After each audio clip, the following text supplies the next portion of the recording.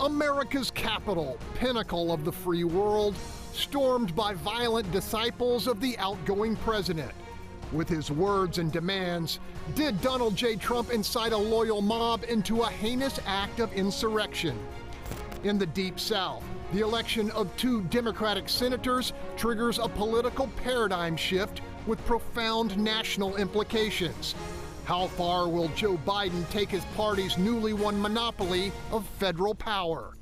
And in the Lone Star State, still more coronavirus than vaccine to stop it. Will the arrival of a fast-spreading strain further darken our winter?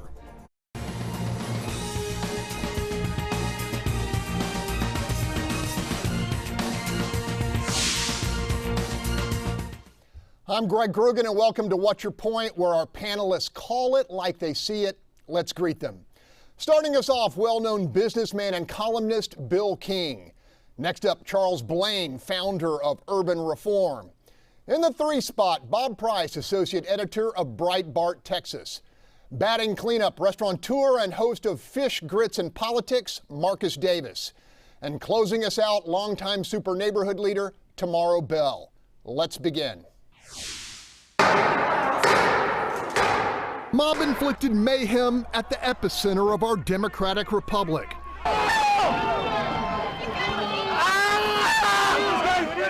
Nation's Capitol building overrun by radicalized Trump loyalists bent on disrupting the electoral process. An imperfect process by which we Americans have collectively abided for nearly 2.5 centuries. Across the globe, billions watched in abject disbelief as rioters, many incited by a sitting United States president, denigrated and destroyed the very symbols of freedom and representative government they profess to honor. In the excruciating hours of lingering anarchy, people died, others were badly injured, and countless more traumatized. And yet the most profound casualty may well be our nation's sense of stability, security, and invincibility. Many have accused the president of lighting the fuse to this rampage with his incendiary rhetoric.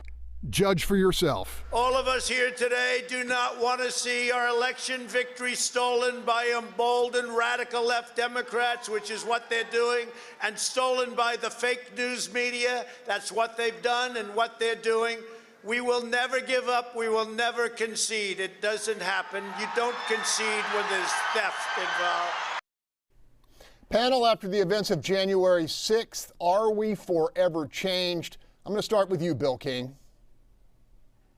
You know, watching it, it was like, it was hard to watch, but you couldn't take your eyes off of it. It just was unbelievable. It was like watching some movie or something. You know, you couldn't believe this was actually happening in America. And certainly, Trump's conduct was reprehensible in every possible regard. But I do think it's important for us to understand that Trump is not the reason for this is happening. He is a symptom of the disease that we have in this country, which is this hyper-partisanship. You know, my side's right, the other side is the enemy. You know, it's never been like that in this country before. We've always had multiple camps negotiating, compromising, and somehow we've lost that in the last couple of decades here, and we've got to find a way to get it back. Tamara Bell, I've been waiting all week to hear your take on what went down in Washington. I do believe that Trump is the problem, but I do agree with Bill. He is a symptom of a bigger problem, because no one is going to say that him going out there telling those people to storm Capitol Hill and I'm going to be with you all, then getting in his car and going back to the White House to watch it on TV did not cause this to end up the way it did. It helped make it the way it did. His words, his actions, his deeds. And the horrible thing about this is that, let me tell you, when Gore lost to Bush, Democrats were just as upset. When it came down to Florida, one state, Florida, but they didn't storm the castle. Oh my God, I had people talking about killing themselves when Trump won under for Hillary, but they didn't storm the castle.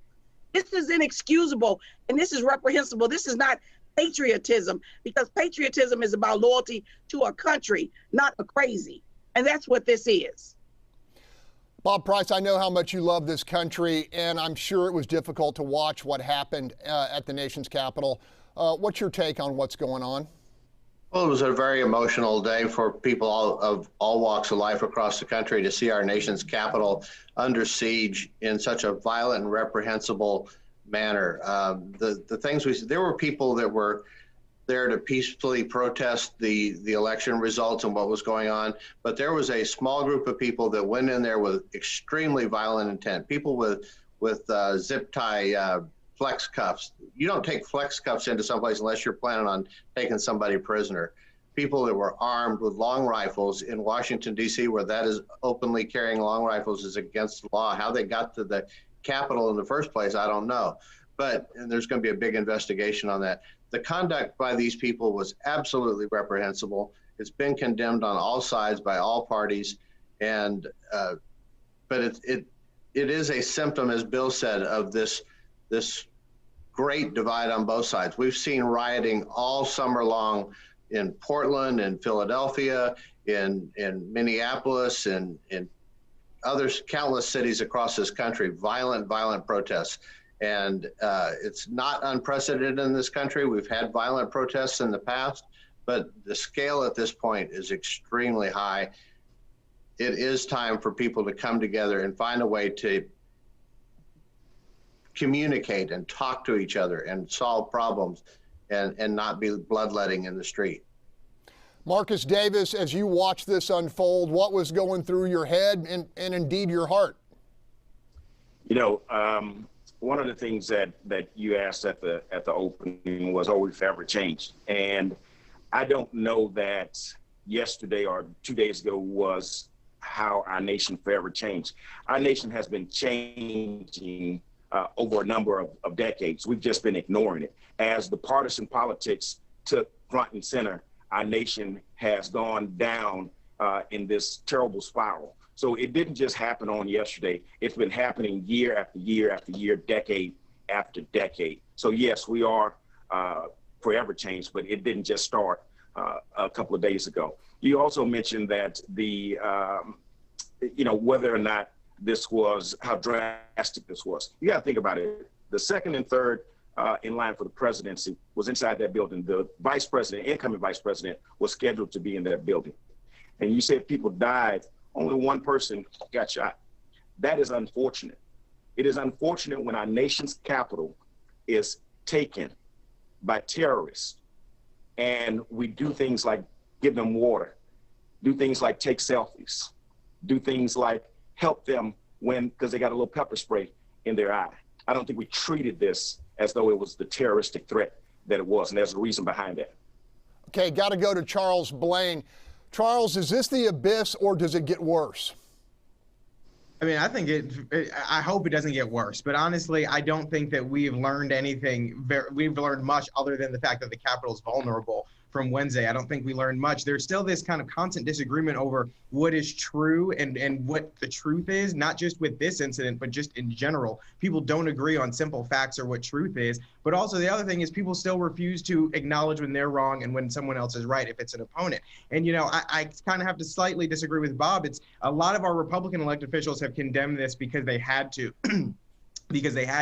Otherwise it would have been their career on the line. But there are a lot of folks who are activists and who are supporters who are still doubling down, who are still saying that this is just what happens when you're unheard. This is what happens when the legislature and the courts don't do their jobs, which to me is surprising because that's the same argument that Black Lives Matter was making and they were condemning, 6 months ago. And so now they're making that argument saying that it works in their favor. So I still think we have this issue where there's just simple things like truth and the ability to acknowledge when we're right and wrong that haven't changed. And that's going to make things worse for the time being.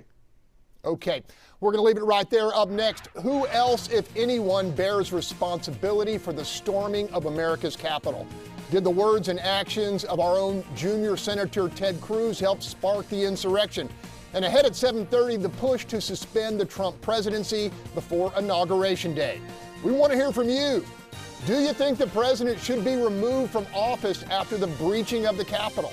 Head to the Fox 26 Twitter page to vote.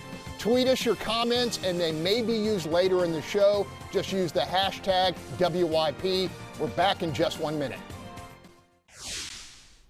Welcome back. It's been said that power in its purest human form is the capacity to move men and women. If we accept that fundamental contention, we must answer this question. Did President Donald J. Trump and his allies, large and small, elected and unelected, incite a potentially catastrophic assault on America's seat of government? Panel, words shape beliefs, and beliefs, as we witnessed this week, often trigger action. I want to start with you, Bill King. Well, this gets back to my whole point about the partisanship. There's been a lot of Republican elected officials that privately have been worried about Trump for months and years, but they're held hostage by a base. They're worried about being primaried. This system is broken. When you've got people that have to go out and at least pay some homage to this type of extremism because they're worried about losing their job. Now, you can say that's a lack of courage and maybe they ought to be willing to stand up, but people are people. And it is the primary system. And the fact that we've ended up with the two parties radicalized that's causing people to engage in this kind of conduct. And we saw that on full display right up until the moment of the riots last week. We've got to do something to change the system. Tomorrow, pick it up there. Listen, there are other people to be blamed other than Trump. Haley and Cruz, and you had 130 congresspeople, including the guy from out there in Cyprus. I can't think of his name right now. But let me tell you, this blame for this goes a long way. As Bill said, people held their nose and still supported Trump because of self-preservation. I don't think Cruz gives a damn about Trump. He cares about what his political aspirations are. And that is a problem. When you put person before party and before people and before the nation, this is what you end up with. There's a cost to this. Now, of course, they're condemning, oh God, I've been against Trump, all this. You lying. You only against him now because you got me. Okay, Bob Price, will people have to pay a political price for what happened in the nation's capital? When you look at some of the elected officials who actually physically stormed the building and were inside Capitol, certainly those people have a price to pay because they were actually part of the insurrection. It was horrific to see that. And but in terms of Cruz and Howley, they didn't do anything that Nancy Pelosi didn't do in 2005. They didn't do anything that Barbara Boxer didn't do. Every Republican president that's been elected this century has had their electors challenged in the House of Representatives and in Congress. So to say that this is inciting violence, it's part of the constitutional process. And it is I'm sorry, but you can't put the blame on Cruz and Howley for this. The facts are that the Constitution allows for those votes to be challenged. We're going to leave it right there. Coming up, crowd control or the lack of it. Why did the pro-Trump rioters meet so little police resistance? Could there be a double standard?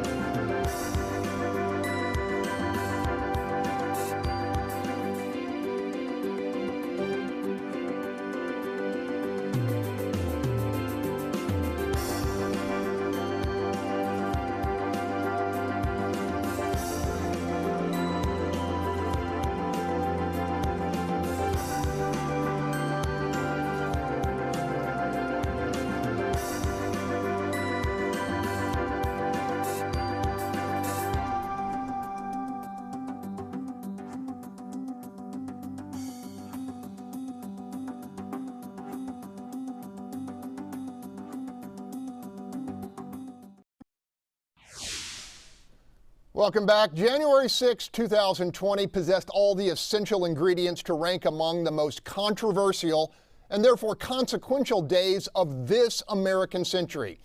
And yet that foreknowledge failed to inspire the cascading levels of security appropriate to the potential threat. More on that later. For now, we turn to the critical concern over the tepid response of Capitol Hill police to the mostly white rioters when compared to the verifiably more aggressive law enforcement tactics employed in many cities against social justice protesters, a majority of which are not white. Panel, is the claim of a discriminatory double standard valid or unjustified? Charles Blaine, I'm starting with you. Yeah, so I'm going to talk about that. I'm going to take a second to just talk about that last block real quick, because far too many elected officials led people to believe something that they knew was untrue. And that's not courageous. That's not leadership. And they did that simply for political futures and for donations. And I think that's wrong. But to your point on this topic, I do think that there is discrimination in how they handle these protesters. If those protesters out there all looked like me and they were out there storming the Capitol, I can guarantee you that the outcome would have been different. And for anybody to say otherwise, I don't know how anybody can say otherwise. And so it is incredibly frustrating to see how they treated Black Lives Matter protesters, but even more so, and I can get canceled for this if they want, but my conservative brothers and sisters out there who for a long time condemned Black Lives Matter protesters and said they backed the blue and they didn't support what these protesters were doing to these cities and to these cops, but then turned around and did the same thing and are now still doubling down saying it was acceptable because the reason they found acceptable, that's wrong too. So I think there's a lot of blame to go around with this. Okay, Bill King, it's no secret I respect your even-handedness. Is this a legitimate charge that there's a double standard? Well, I think it's hard to disagree with Charles that had this been a black mob attacking the Capitol, it would have been a different kind of response. I mean, that just seems highly likely to me. I will say this, it seems like to me that the police have shown a lot of restraint in all of these instances. I mean, there's been very few people that have been shot or anything like that. And I think that's a good thing, frankly. I mean, if they had started opening up fire on people rushing up the Capitol, can you imagine what we'd be dealing with in this country today? So I think using restraint in these is the right course of action. I think it's very difficult if you're one of these frontline officers to do that. And I'm a little bit, I'm uncomfortable with the criticism being leveled at the Capitol Police because, you know, unless you're willing to get out there and put yourself in the situation they were in, where thousands of people are rushing up at you, then I think maybe you ought to keep your mouth shut. Bob Price, is this concern over a double standard justified? I'm not going to keep my mouth shut. There was a failed leadership in the Capitol Police. You know, my first reaction to that was somebody on the inside is allowing this to happen.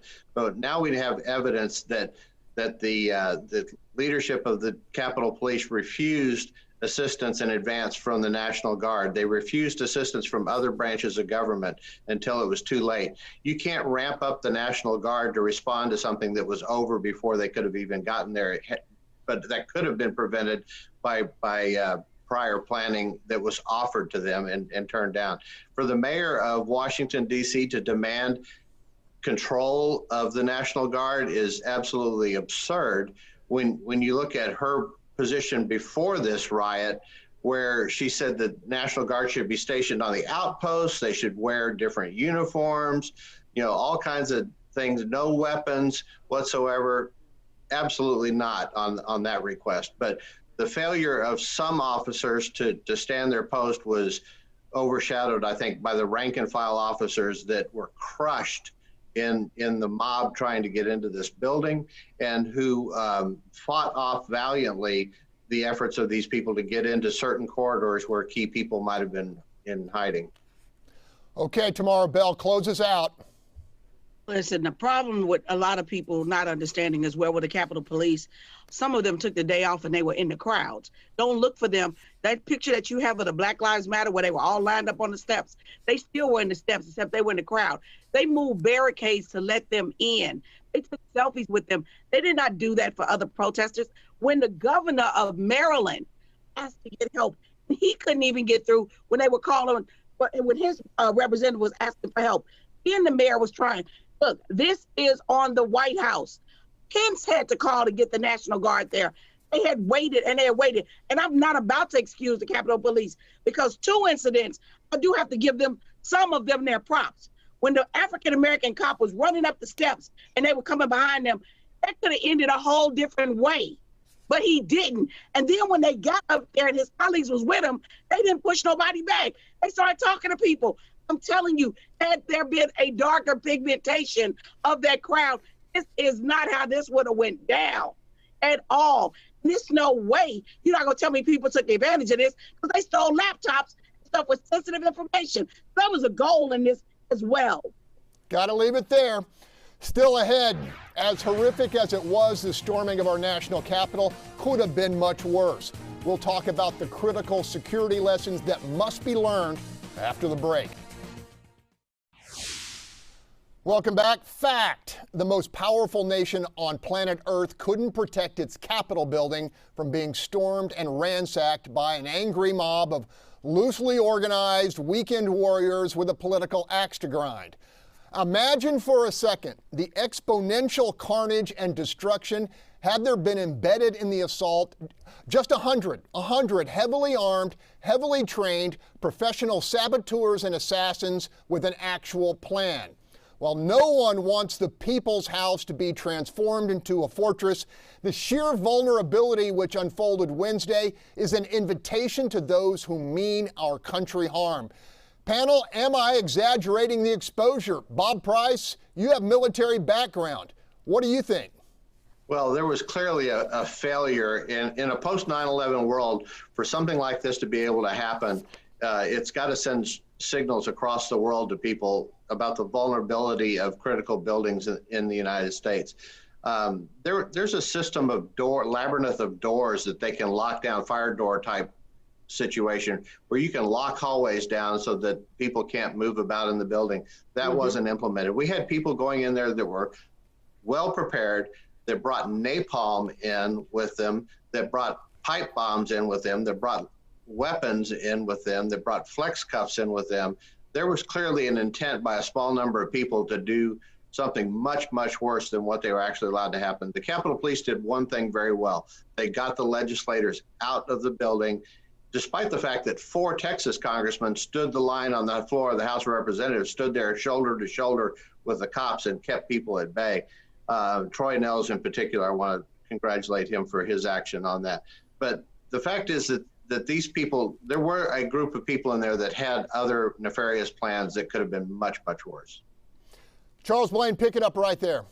Yeah, so my uncle Pickney worked for Capitol Police for decades, and I talked to him about this, and he mentioned the part that Bob just said, which is that these series of doors that they have been trained to know, to use, to lock when things like this happen so that they can barricade themselves, and something as simple as that didn't take place. And so his first statement after this was that heads were going to roll, and I think we already saw with the chief said that they were resigning. But also I saw an article that explained that the oversight of Capitol Police is just so kind of mixed mash that it makes it difficult. When you have congressional oversight, but there's really no one paying much attention to it, it kind of leaves just this void that things like this can happen. So I think there's definitely some lessons to be learned from this. Tomorrow, you think this was an accident? You think that this was incompetence? No, this was not an accident, and it was not incompetence. I believe it was deliberate. I'm telling you, just like you all talked about the doors they could have closed, they knew what they were doing. Let me tell you, I've been to the Capitol building. I visited Sheila. I can tell you right now where her office is. I had to if you left me on that floor. They knew where to go to get to Nancy Pelosi's office. This was a deliberate. It was with direction. When I text Sheila, I was worried about her. They were banging on her door and throwing tear gas. Let me tell you, I'm telling you, this was planned, and Capitol Police need to be looked at all down to the rank and file, because a lot of them had to be in on it or to get that far. As somebody pointed out, you had the levels behind the president all in that building. This could have been way worse, way worse. All right, we're going to leave it right there. Coming up, the angry calls for accountability have resurrected talk of impeachment and removing the president from power before his term ends. Is it just partisan political posturing or legitimate damage control? In less than 10 days, the presidency of Donald J. Trump will end. and yet a growing number of Democratic lawmakers led by House Speaker Nancy Pelosi are demanding his immediate removal, claiming Mr. Trump encouraged insurrection and sought by naked coercion to alter the presidential election count in Georgia. It is a constitutional remedy for a president that is causing harm to society. He incited the violence that we saw on the Capitol. We hope in being impeached a second time that he will not be able to ever hold office again. Well, there's clearly not enough time for a full-blown impeachment and trial. Vice President Mike Pence has been asked to invoke the 25th Amendment, an unlikely prospect given the roughly 240 hours remaining until the Biden inauguration. Panel, what's your point? I'm going to start with you, Bill King. In the 10 days. The issue, I think, is this issue about whether he can ever serve again. Bob's more of an expert on that than me, so I'm going to defer to him for that as part of the discussion. You know, the rumor going around was that Pence and some of the cabinet members late in the day got Trump on the call on the phone and threatened to invoke the 25th Amendment. And that's why he ended up backing down and coming out and saying that, you know, they needed to go home and let the National Guard be called in and so forth. You know, I think Pence is on top of this, that if he thinks there's any real danger, they will invoke the 25th Amendment. I think we're better off just to let this go and move on. Okay, Bob Price, take the handoff from Bill King.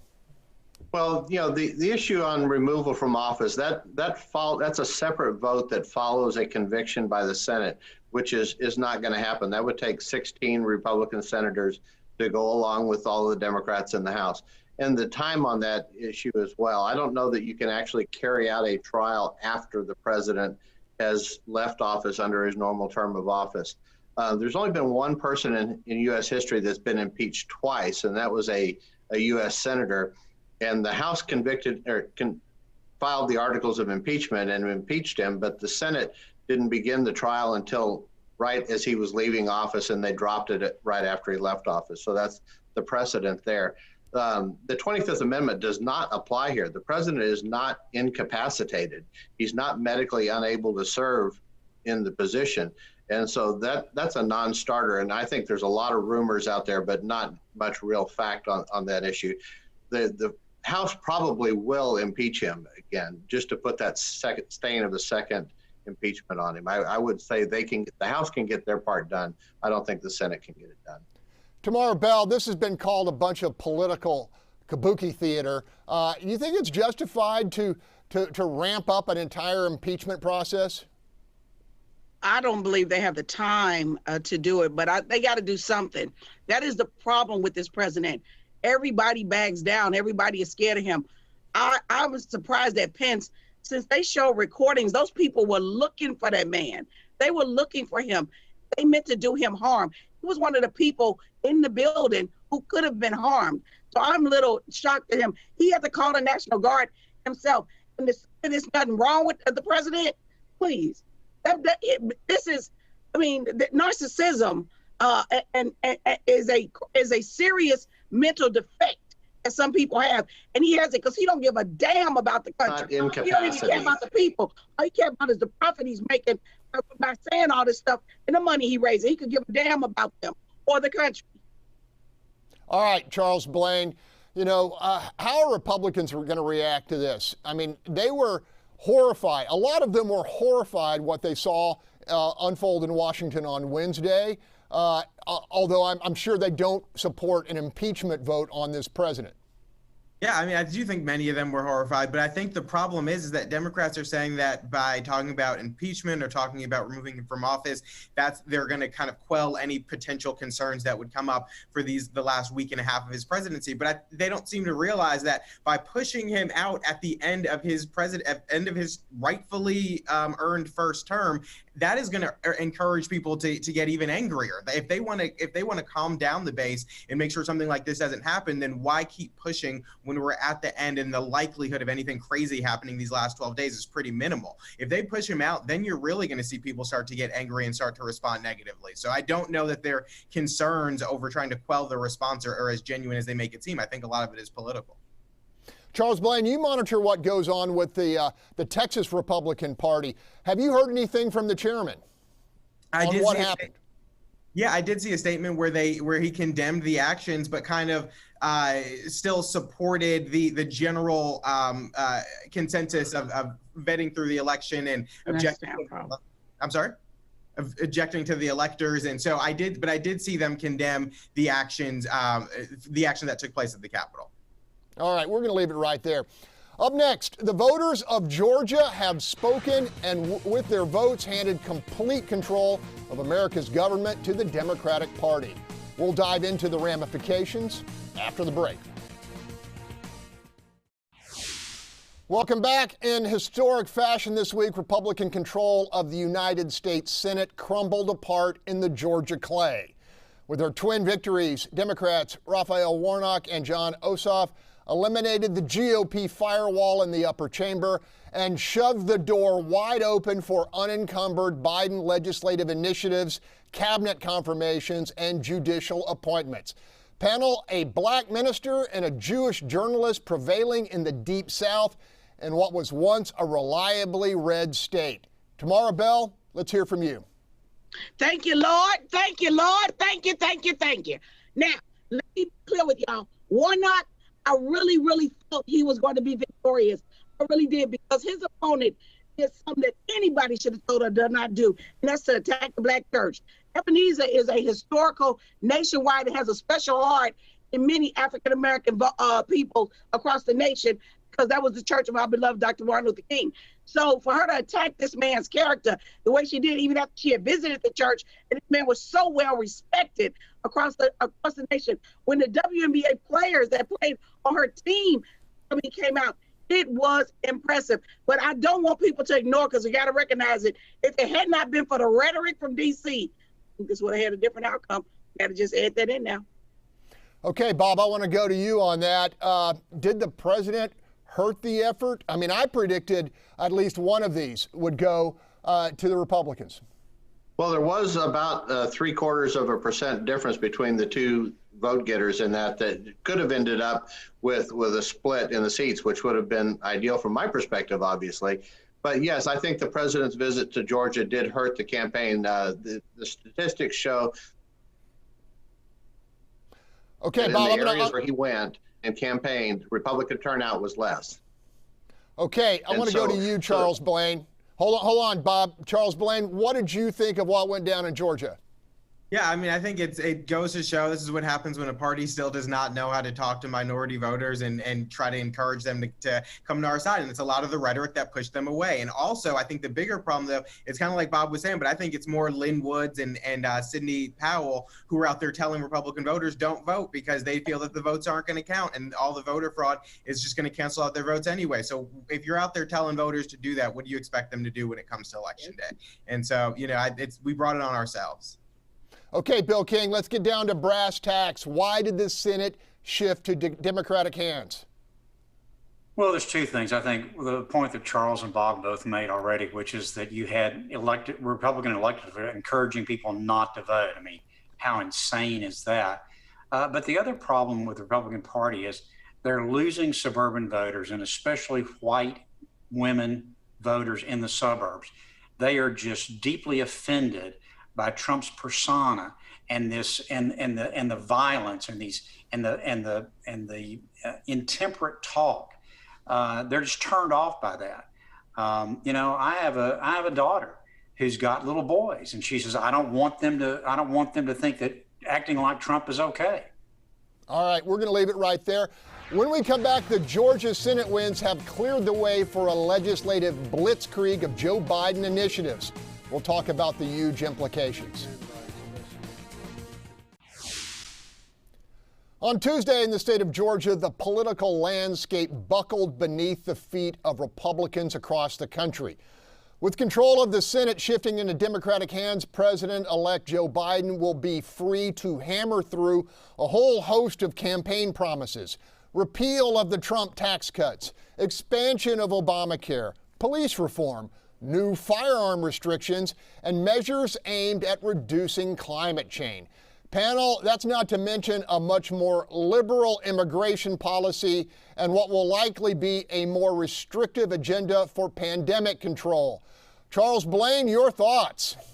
Yeah, I mean, you touched upon a lot of different things there that we need to be concerned about. I think some more things that could be coming down the pipeline are, universal basic income. We're seeing cities across the country. I think we're now at 30 cities that have either rolled out a test pilot or have formally launched some sort of universal basic income with the goal of framing it as national federal legislation. And so I think now that could be something that we could be concerned about. And I also think that one of the big issues that we saw with the holdup was with the CARES Act was this increase of state and local funding. And they're saying that cities should be about 80 to $100 billion in debt because of lost revenue from the pandemic. And I think we could see the federal government start bailing out some cities, which is probably going to be very problematic. And so I think there are a lot of other issues in addition to what you just mentioned that we should really be worried about going forward now that they have kind of full control of every level of government. Okay, Bob Price. Bob Price, look, with an eye to 2 years from now and the progress Republicans made in the House, is it the more progressive initiatives, the better in terms of regaining at least one of the chambers? Well, one thing I was going to say is unfortunately for President-elect Biden, he now has control of both houses of the Congress. And so he doesn't have an excuse that he can give the left of, oh, I wanted to do your thing, but I couldn't get it through. Now he's going to have to answer as to whether he really wants these things or whether he really doesn't want these things. You talked about the immigration issue. The main policy put in place during the Trump administration that has national health implications is the Title 42 authority that was put in place by the Center for Disease Control. That has resulted in the expulsion of 90% of all of the illegal immigrants coming across the border for the protection of, it's not a law enforcement issue, it's a health crisis issue. And if the President Biden reverses that policy, we're seeing a highly infected rate of people having the coronavirus coming to the border. And if that's allowed into this country unchecked, Katie barred the door. Tamara Bell, there are those who believe Joe Biden campaigned on the left but will govern from the middle. What are your thoughts? I want to remind everybody that when President Trump came in office, he had the House and he had the Senate. And people were all upset and hysterical that health care, Obamacare, was going to be canceled out as soon as he got in there. It didn't happen. What really shocks me about all of this doom and dare that now that Biden has both is that the Republican Party's actions, especially on Wednesday, this is supposed to be the party of the religious right. And oh my God, my faith is in God and everything. But you got people wanting to tear up and storm the Capitol because a man is out of office. Okay. Yes, Biden has the House and he has the Senate. Obama had it. Only thing he did do was Obamacare. He didn't do, to me, a lot of nothing. And he had both. And it did take away the excuse, because they were holding me back. So I'm telling you all, look, as a people, as a country, because I ain't going nowhere else. This is it. I'm saying in America, we got to get it together. And we have got to stop this divisive rhetoric. I'm not lying.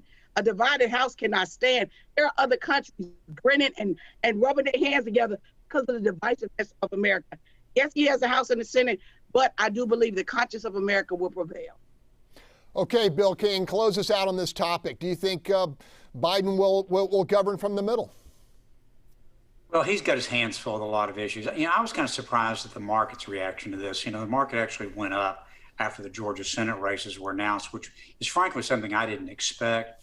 But I think the market's looking at the fact that you're very likely to get a big infrastructure bill, which is frankly something I think we need. I mean, I worry about us borrowing money to go do that, but at least if we're going to borrow money, we're going to build something with it, an infrastructure bill. I think the other thing is going to be harder to do.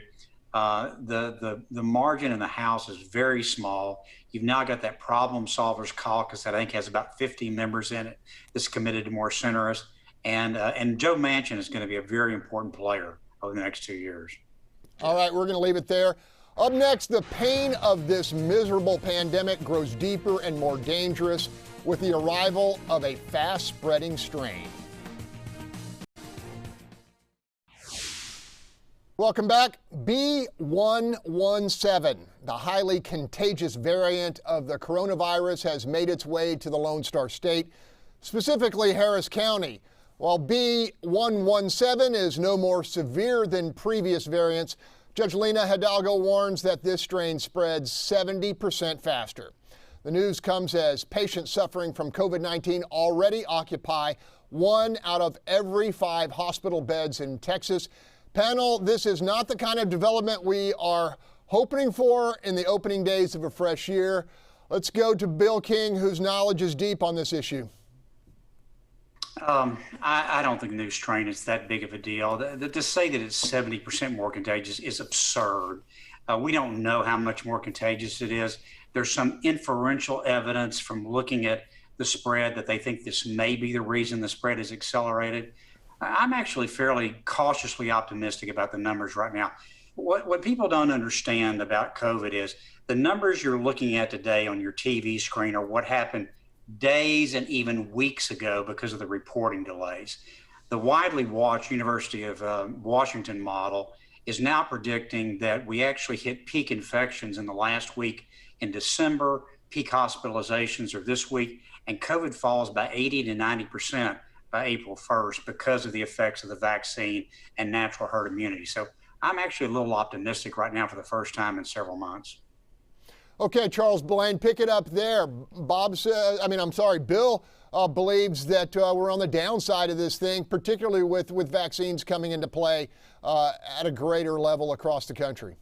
I mean, I believe so too. And I mean, just anecdotally, when you hear about, you'll hear these kind of spurts, and weeks ago you heard it where, a number of people that you either in your circle or extended circle, you hear about getting sick, and then you start to hear about it less, but yet the numbers don't reflect that until a few weeks later. So, I mean, when you see things like that, it kind of leads you to believe that, like Bill is saying, that it is delayed. And when we come to find out what the actual impact is of where we are today, which is not for a few weeks from now, it's going to be better. But I also think, we talked about on the show before how these viruses mutate and they become more easily transmittable, but less deadly as they go on. So it's something to be expected.